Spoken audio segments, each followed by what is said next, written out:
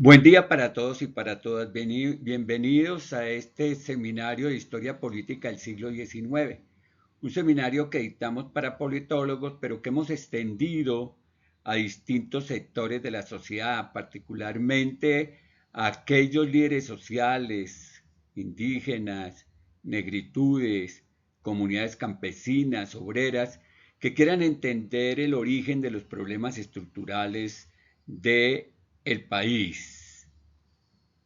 Hoy miraremos un periodo muy interesante que es el periodo que va entre 1849 y 1863 o un poco más adelante.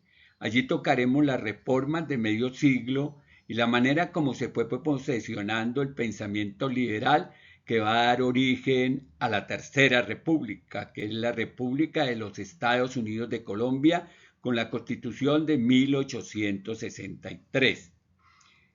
Inicialmente miraremos las reformas del medio siglo, cuál fue el componente de las mismas, el contenido que tenían esas reformas y los conflictos que generaron en ese momento en que se están configurando las dos colectividades políticas, el Partido Conservador, aferrado a las tradiciones coloniales y muy dependiente de la Iglesia, y el Partido Liberal, que enarbola las banderas de un liberalismo ortodoxo y clásico en el ejercicio del poder político del naciente Estado republicano. Las reformas del medio siglo, que van a estar entre 1849 y 1853. Las llamadas reformas de medio siglo buscaron distanciar la sociedad neogranadina de la herencia colonial. Ese es un elemento central de estas reformas. Es cómo ganar autonomías y dirigir el país en el sentido de las urgencias que tiene los nuevos tiempos. Estamos en los mediados del siglo XIX y esto tiene una dinámica muy particular en términos de desarrollo de los conflictos que se están presentando en el mundo y a los cuales aspira a insertarse el Estado colombiano y la sociedad colombiana. Establecieron la libertad total de enseñanza y promulgaron el retorno de Bentland a la educación, del pensamiento de Jeremías Bentland, que es una educación utilitarista. Expulsaron a los jesuitas y expropiaron los bienes de rentas de la iglesia. Propusieron la separación del Estado y la iglesia bajo la consigna de una iglesia libre en un Estado libre. Este periodo fue de fuerte anticlericalismo, pero es importante señalar de que no era que los liberales fueran ateos ni nada parecido, eran partidarios de la no intervención de la Iglesia en los asuntos del Estado. Limitaron la participación de la Iglesia en el debate político, por lo general al servicio de los conservadores.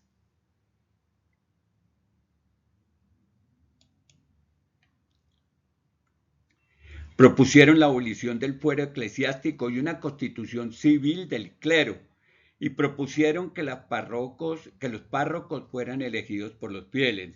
Miren ustedes que la introducción de todo el componente ideológico, liberal, democrático, a todos los espacios de la vida social de la nación, incluyendo los espacios de la religiosidad.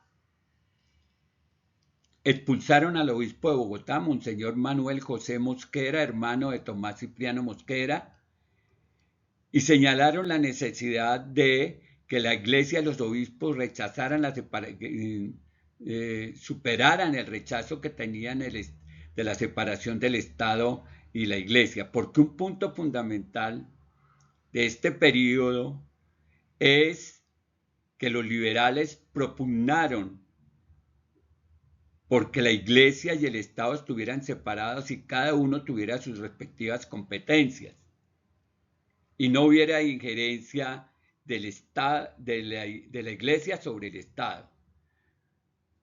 Se proclamó la libertad de cultos y se generó la libertad de enseñanza, buscando que la enseñanza que ayuda a construir las ciudadanías fuera cada vez más civilista. El matrimonio civil y el divorcio se estableció. Ya estas instituciones no eran patrimonio ni monopolio de la iglesia, sino que se podían dar por la vía civil. Se generó también un elemento fundamental que no fue fácil impulsar, que fue la municipalización de los cementerios. Mucha de la gente llevaba por sus creencias, pensaba que si los enterraban en los cementerios que estaban bajo la jurisdicción de la iglesia, estaban siendo enterrados en camposantos. Se generó una confrontación entre la iglesia y el liberalismo fuerte que convocó dos aspectos centrales. Primero, la confrontación entre la iglesia y el liberalismo fue un tema central de la política colombiana en el siglo XIX y fue avanzando durante mucho tiempo, casi hasta mediados o avanzado en la segunda mitad del siglo XX. Los dirigentes liberales creyentes, pero opositores a la intervención de la Iglesia en asuntos políticos del Estado, fueron quienes promovieron con mayor entusiasmo esto. Eran creyentes, pero consideraban que las relaciones entre el Estado y la Iglesia debían darse por terminadas, por separadas las dos instituciones. Tomás Cipriano de Mosquera va a gobernar entre 1861 y 1864. Recordemos que es el segundo gobierno de Tomás Cipriano de Mosquera que decreta la expropiación de los bienes eclesiásticos y de los capitales de manos muertas, que eran los recursos que quienes fenecían dejaban a la iglesia porque no tenían descendencia. Mosquera trataría de obligar a los jerarcas de la iglesia a jurar obediencia a las leyes, esto es, someterlos al poder del Estado. Expulsó el nuevo obispo de Bogotá, Antonio Herrán, hermano del expresidente Herrán. Aquí cobraba en alguna medida la expulsión que habían hecho de su otro hermano, que era también obispo, ¿se acuerdan ustedes? Reformas, conflicto y guerra. Las reformas liberales encontraron en propietarios conservadores grandes resistencias y generaron muchas hostilidades. Los propietarios de esclavos se levantaron en armas en 1851 y se desarrolló este proceso de confrontación en defensa de los intereses de los propietarios dueños de esclavos. Los artesanos sentían que los precios de los productos importados no posibilitaban su desarrollo y crecimiento. Esto significa que en alguna medida los artesanos estaban en contra de las políticas liberales que favorecían el libre cambio y estaban por políticas proteccionistas.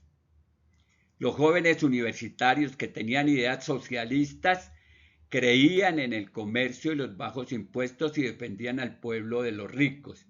Este es un elemento fundamental en la construcción de un comportamiento que ha atravesado la historia del país y es el papel que juegan las juventudes universitarias del lado de la lucha por los derechos de los menos favorecidos.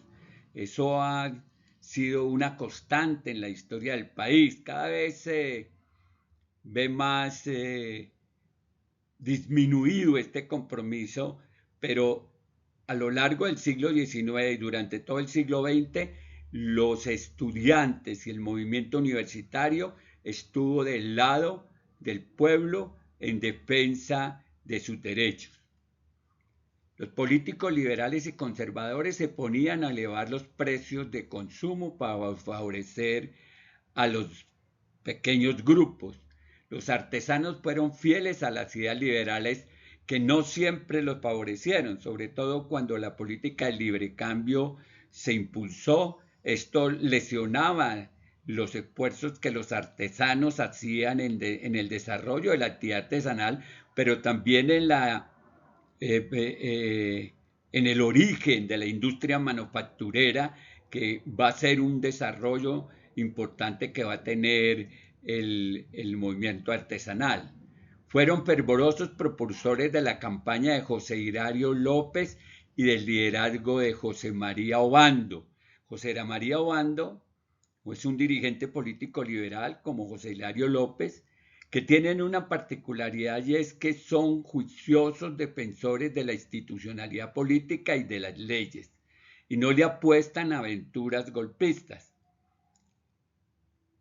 Enfrentaron las políticas librecambistas de los gólgotas, que eran liberales y que pensaban que el librecambio era una de las formas particulares de contribuir al desarrollo económico de la nación alrededor del comercio internacional. Las políticas liberales no cambiaron. Grupos artesanales se amotinaron y desarrollaron violentas confrontaciones contra el gobierno liberal. Los gólgotas buscaron una protección de liberales más pragmáticos como José María Obando, que consideraba de que había que hacer cambios, pero que había que hacerlos en el orden institucional existente. Durante este periodo las movilizaciones de artesanos fueron permanentes. Desarrollaron protestas que se convirtieron en motines violentos. Hay bastantes trabajos bibliográficos alrededor de las protestas del movimiento artesanal, porque todavía no tenemos una clase obrera. Los trabajadores lo representan los artesanos, que son carpinteros, zapateros, herreros, bueno, son la gente que está trabajando en la solución de algunos de los problemas que tiene las necesidades del abastecimiento de las poblaciones. Su reivindicación fundamental era tener un espacio de competitividad con las mercancías provenientes del extranjero que llegaron con precios mucho más bajos de los que podían producir los artesanos locales. Esta contradicción es una contradicción que ha permanecido en la historia del país desde sus inicios. Las mercancías que provienen del mercado exterior inundan los mercados nacionales e impiden que las industrias nacionales y la industria manufacturera y fabril se puedan desarrollar. Esa contradicción en la materia de diferencia de precios y de oportunidades y de resguardos o protecciones que tuvieron los pequeños y medianos propietarios de medios de producción y de talleres artesanales es uno de los conflictos que ha generado las dinámicas propias de nuestra economía, que terminó siendo una economía librecambista en un modelo de desarrollo absolutamente abierto. José María Obando fue elegido presidente en 1853. En este año se aprobó una nueva constitución inspirada por los liberales radicales, que reconoció por primera vez la libertad de cultos, estableció el voto universal masculino sin restricción por alfabetismo o por riqueza. En desarrollo de los principios federales de esta constitución se crearon en 1856 los estados soberanos de Panamá y Antioquia, y en 1857 los de Santander, Cundinamarca y Tolima. Se segregó de Cundinamarca, y Tolima que se segregó de Cundinamarca en 1861. Boyacá, Bolívar, Magdalena, Cauca y Santander expidieron también sus respectivas constituciones. Por esta ruta se fue construyendo un modelo de organización política del Estado fundamentalmente federalista, que se consolidará en la Constitución de Río Negro de 1863. Obando no compartió los esfuerzos de los liberales por debilitar el poder presidencial y establecer un federalismo extremo en sus esfuerzos por reducir el ejército, ni sus discursos a favor del socialismo y contra los ricos.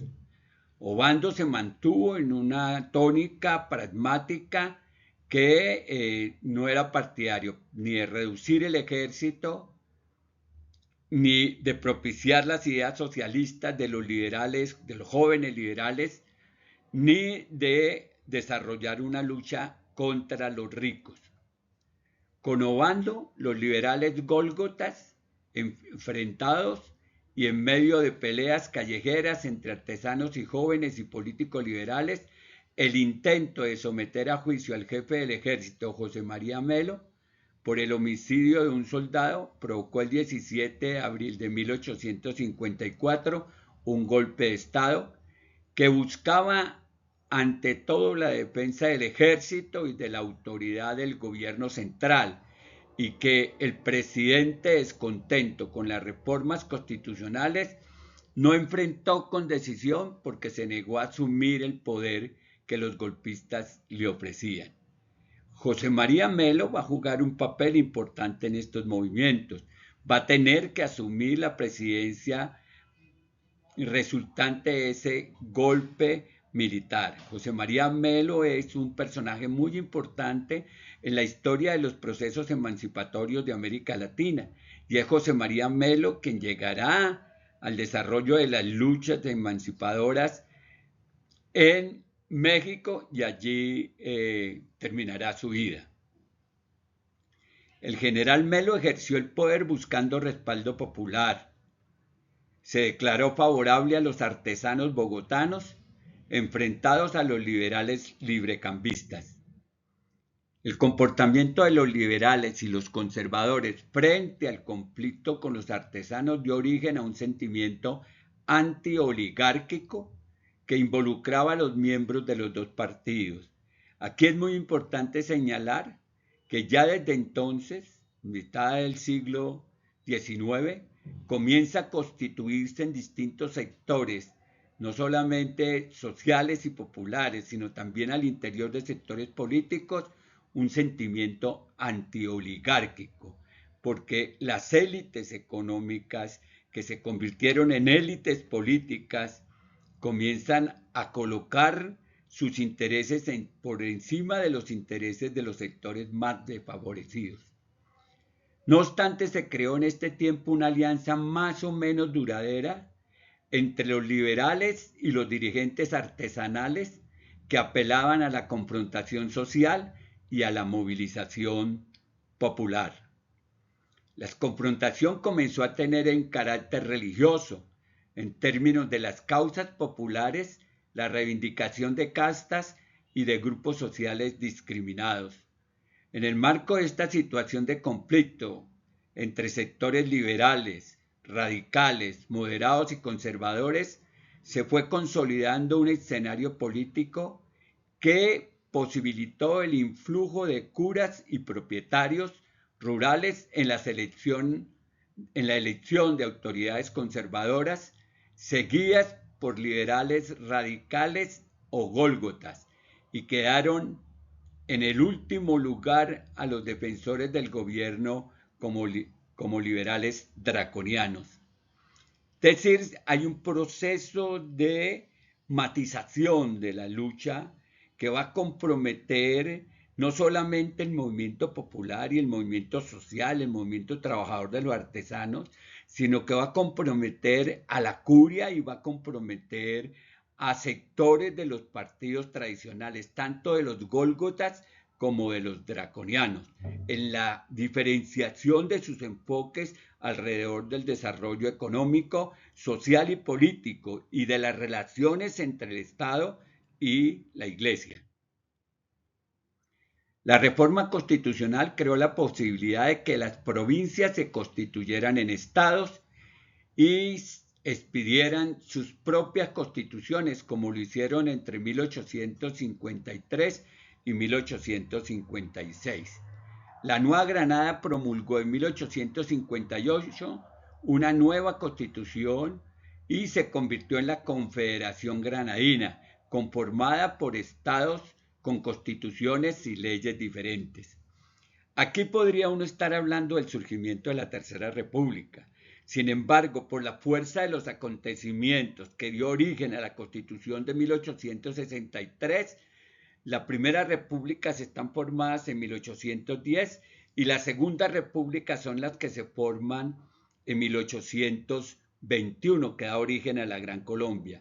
Pero posteriormente, constituciones como la de 1832 o esta de 1853 o 1856, las constituciones que se van gestando, como la Constitución de 1858 que da origen a la Confederación Granadina, es el espacio en las tensiones que se están dando entre centralismo y federalismo. Y la expresión fundamental del modelo federalista se va a consolidar con la Constitución de 1863, que es la Constitución de Río Negro. Por eso será la Constitución de 1863 la que definirá la Tercera República, que es una república federal. Y la Constitución de 1886 Definirá la Cuarta República, que es una república centralista. Y la Quinta República se expedirá solamente 105 años después, en 1991, con la Constitución que tenemos actualmente en vigencia. No obstante que las reformas de 1847 a 1858 introdujeron grandes cambios que distanciaron al país del orden colonial, muchas instituciones, sobre todo las que apoyaban en hábitos y formas mentales, en jerarquía y prejuicios sociales y en estructuras sociales y económicas básicas que nadie intentó cambiar, siguieron ejerciendo influencia, entre ellas la Iglesia. En el manejo económico se redujeron las tarifas aduaneras, lo que llevó a la expansión de las exportaciones y del consumo de textiles extranjeros. La economía impulsada por comerciantes y agricultores que buscaban mercados en el exterior comenzó a crecer después de casi medio siglo de estancamiento. Los liberales se empeñaron en quitar las restricciones al mercado de tierras y promover la destrucción de lotes a pobladores promover la distribución de lotes a pobladores en las áreas de colonización. Entre 1863 y 1867 se creó la expropiación de los bienes urbanos y rurales de la Iglesia y de las rentas de manos muertas. 200.000 hectáreas de las haciendas de las iglesias y las comunidades religiosas se remataron, de modo que donde había unas pocas haciendas inmensas se formaron un centenar de grandes propiedades. Las tierras de la iglesia fueron a alimentar las grandes propiedades de los hacendados, fundamentalmente de los hacendados liberales y conservadores. La discusión del problema de la tierra llevó a la propuesta de usar los baldíos no solo para obtener recursos fiscales y promover la inmigración, sino para reducir la concentración de la propiedad rural, que desde la colonia se había considerado desigual y dañina. Las tierras baldías van a ser las tierras donde van a operar en lo esencial las políticas agrarias y sobre todo las políticas agrarias que tienen como propósito dotar de tierra a los trabajadores del campo. En 1852, el secretario de Hacienda Manuel Murillo Toro propuso repartir los baldíos en pequeñas parcelas, entregar en propiedad hasta 30 hectáreas a los colonos que estuvieran ocupando y trabajando un baldío y prohibir acumular más de 640 hectáreas por propietarios, que los baldíos no se trabajaran revirtiendo a los 5 años al Estado. Si los baldíos no se trabajaban, debían revertirse a los 5 años al Estado. Esta reforma de Manuel Murillo Toro me parece muy interesante. Primero, limitar los tipos de propiedad a los colonos que van a conformar posteriormente el campesinado colombiano a 30 hectáreas, que 30 hectáreas es una buena unidad territorial para producir, y que las tierras que mayor extensión tuvieran apenas alcanzaran las 640 hectáreas. Esto nos hubiera evitado muchos problemas agrarios. Seguramente habíamos evitado esa concentración exacerbada de la propiedad de la tierra en pocas manos y hubiéramos tenido un proceso más democrático en términos de la adjudicación de tierras y de la producción agraria. Pese a que el Congreso aprobó la ley, el presidente José Hilario López la vetó por considerarla cuasi comunista e inapropiada en un país donde, según él, no había concentración de la tierra. Los esfuerzos hechos por Manuel Murillo Toro en la racionalidad de la extensión de la propiedad de la tierra los arroja por la borda José Hilario López, que considera que en Colombia no hay problemas de concentración de la tierra. Es una mirada estrecha la que tiene José Hilario López al respecto. Desde ese momento donde ya se están consolidando grandes haciendas y grandes propiedades de terratenientes. El Estado, que buscaba igualdad legal y política de los ciudadanos, no tuvo una política de tierras que redujera la desigualdad en la propiedad, lo que seguiría constituyendo en uno de los problemas estructurales de la nación colombiana.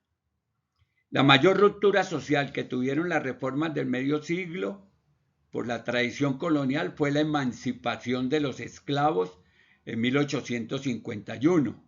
No obstante, su importancia económica ya se había reducido o había desaparecido porque la oferta de mano de obra mestiza, como oferta de mano de obra libre, había hecho costosa e innecesaria la institución de la esclavitud.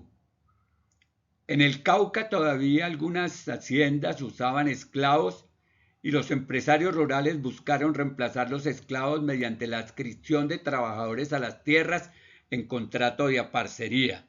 Cuando acaba la esclavitud, le ofrecen a los esclavos vincularse a sus propiedades, los hacendados, vincularse a sus propiedades a través de un contrato de aparcería. Entonces, los terrasqueros, los aparceros, los peones van a ser antecedentes de la formación de un campesinado que piensa que su condición de clase fundamentalmente se erige sobre la tenencia y propiedad de la tierra. Lo común para el uso del trabajo era la coexistencia de pequeños propietarios dispuestos a trabajar por un salario como trabajadores adscritos a haciendas y fincas. Bueno, hemos visto cuáles fueron los conflictos que se presentaron en la segunda mitad del siglo XIX, que buscaron en alguna medida avanzar en el camino de impulsar las reformas liberales, de resolver problemas como la esclavitud, las relaciones del Estado con la Iglesia, el problema de salvar la educación de la influencia escolástica y ponerla al servicio de la construcción de una ciudadanía civilista, entre otros aspectos que se van a ir dando, como aquel que va a llevar a la configuración del Olimpo Radical y de la Constitución de 1863, que va a ser la Constitución que refunda la República y la termina denominando ya no la Confederación Neogranadina, sino los Estados Unidos de Colombia.